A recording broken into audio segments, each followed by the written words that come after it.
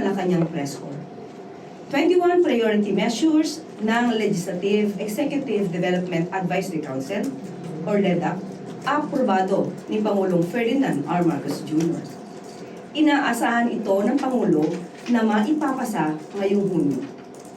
Sa naganap na LEDAC meeting kaninang umaga, binigyang prioridad ni Pangulong Marcos Jr. ang 21 priority legislations na makakatulong na maiangat ang pamumuhay ng taong bayan.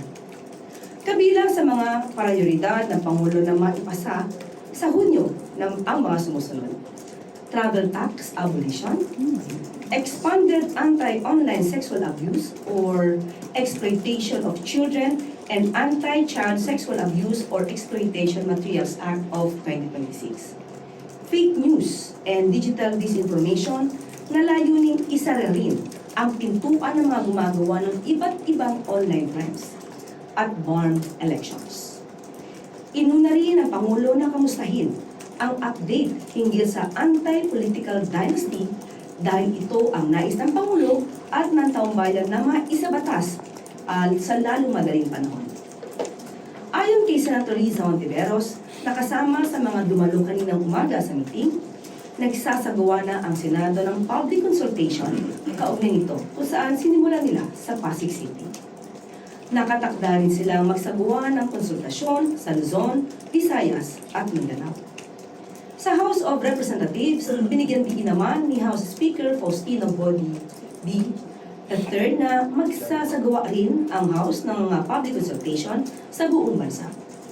Para kay Pangulong Marcos Jr., mahalaga na mabigyan ng importansya ang nasabing batas upang maipasa agad. Muli ring binigyang halaga ng Pangulo ang pagpasa ng Citizen Access and Disclosure of Expenditures for National Accountability o CADENA Act, ang Independent People's Commission Act, at Party List System Reform Act. Ipinahayag din ng Pangulo ang kahalagahan ng pagpapagaan sa gastusin ng mga turista at ng mga nagbabiyahe. Priority bill ng Pangulo ang travel tax abolition upang matulungang maiangat ang turismo ng bansa. Batid din ng Pangulo na ang mga nagbabiyahe ng ating mga kababayan ay hindi lang para mamasyal, kundi ang iba ay para sa trabaho at ang iba naman ay para sa emergency cases din.